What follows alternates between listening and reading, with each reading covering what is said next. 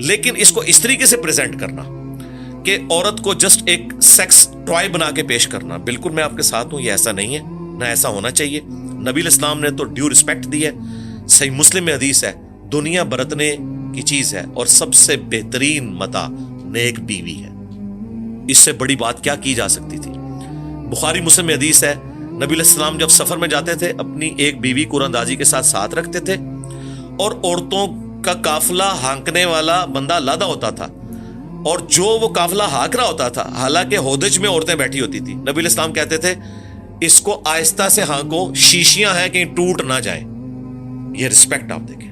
پھر بخاری مسلم کی حدیث، میں اپنی وفات کے بعد سب سے بڑی آزمائش تمہارے لیے تمہاری عورتیں چھوڑ کے جا رہا ہوں، ان کے بارے میں تم سے اللہ سے پوچھا جائے گا۔ پھر بخاری مسلم میں حدیث، نبی علیہ السلام نے فرمایا عورت مرد کی ٹیڑھی پسلی سے پیدا ہوئی ہے، اسے سیدھا کرنے کی کوشش نہ کرنا، توڑ بیٹھو گے، اس سے نفع حاصل کرو، یعنی اس کی ان کمزوریوں کے ساتھ جو ہے گزارا کرو۔ ظاہر ہے وہ زبان والی تو ہے، وہ ہم سب کو تجربہ ہے اللہ کے فضل سے، تو وہ کوئی ایسی بات نہیں، وہ بلٹ ان ہے۔ غصہ آتا بھی جلدی ہے، ٹھنڈا بھی جلدی ہو جاتا ہے۔ تو نفع حاصل کرو، اسے سیدھا کرو گے تو توڑ بیٹھو گے، اور وہ توڑنا اسے طلاق دینا ہے۔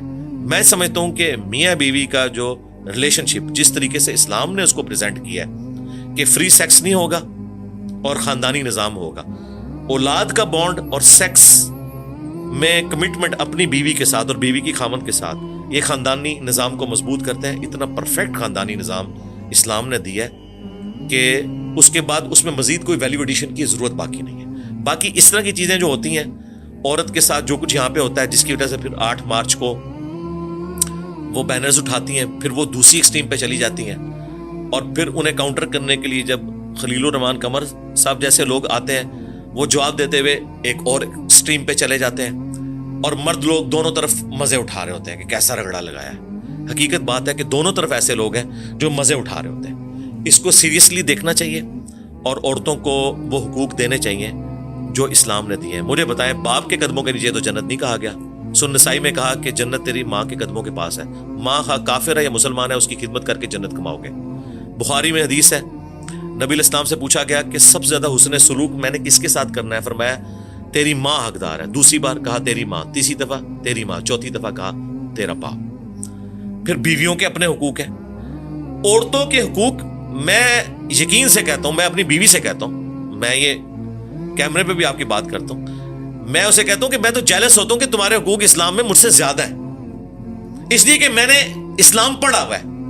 میں اسے کہہ رہا ہوں کہ اگر میں تمہاری بیوی ہوتا اور تم میرے ہسبینڈ، تو میں آسانی سے جنت کما سکتا تھا خدمت کر کے۔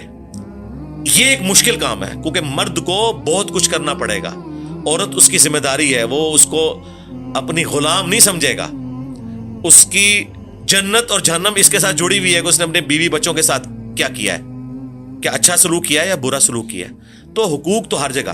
بیٹیوں کے لیے نبی السلام کی مسلم میں حدیث ہے کہ جس کی 2 بیٹیاں ہیں اور اس نے ان کی اچھی پرورش کی اور شادی کی، وہ قیامت الدین اس طرح میرے ساتھ ہوگا۔ بیٹوں کے لیے تو نہیں کہا۔ اگر آپ ریشو پروپورشن نکالیں تو بالکل ون سائیڈڈ آپ کو مقدمہ نظر آئے گا کہ اسلام میں جو پسا ہوا طبقہ تھا غلاموں کا، عورتوں کا، ان کے حقوق زیادہ ہیں۔ اچھا، سورۃ النساء موجود ہے، قرآن کی ٹاپ کی لینتھ کی جو 5 صورتیں ہیں ان میں سے ایک، مردوں کے اوپر کوئی صورت نہیں ہے۔ کیوں؟ وہ پسا ہوا طبقہ تھا۔ اسی طریقے سے احادیث میں آئے آپ کو عورتوں کے حقوق کی بات ملے گی۔ ہوا یہ ہے کہ یہ معاشرہ میل ڈومیننسی والا ہے اور اس میں اسلام کا کوئی قصور نہیں ہے۔ مجھے بتائیں، اسلام سے پہلے ہم کیا تھے؟ ہندو کیا ڈیو رسپیکٹ دیتے تھے؟ نہیں۔ ہندوؤں سے ہم نے عقائد میں بھی یہ قبر پرستی لے لی اور معاشرتی معاملات میں یہ حرکتیں لے لی کہ عورت کو جو ہے وہ پاؤں کی جوتی بنا کے رکھنا ہے، اور عورت بھی بیوہ ہو تو مر جائے۔ اسلام میں تو یہ ہے کہ بیوہ ہو تو اس کی شادی کراؤ۔ آج بھی عرب میں آپ کو بتاؤں، میرے بڑے کلوز ریلیٹیو جن کے بچے بھی شادی شدہ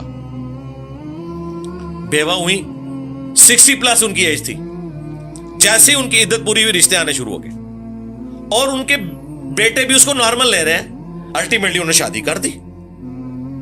عرب میں یہ رواج ہے کہ اگر کوئی بوڑھی عورت بھی بیوہ ہوئی ہے تو اب یہ نہیں ہے یہاں تو جوان بیوہ ہو جائے تو کتنی مشکل اس کی زندگی ہو جاتی ہے، اس کے ساتھ کتنا یعنی استحصال اس کا کیا جاتا ہے۔ اسلام میں تو یہ نہیں ہے، اسلام میں یہ کہ آپ شادی کریں۔ اس اعتبار سے جن مفتی صاحب کا آپ نے ذکر کیا کہ 4 شادیوں کی ترغیب دلاتے ہیں، ان کا یہ والا پازیٹیو فیکٹر ہے کہ وہ ترغیب دلاتے ہیں کہ جو اس طرح بیوہ عورتیں ہیں آپ ان کا سہارا بنیں، اور وہ خود بھی بنے ہیں پریکٹیکلی. اس میں انہیں سلوٹ کرتا ہوں. السلام علیکم.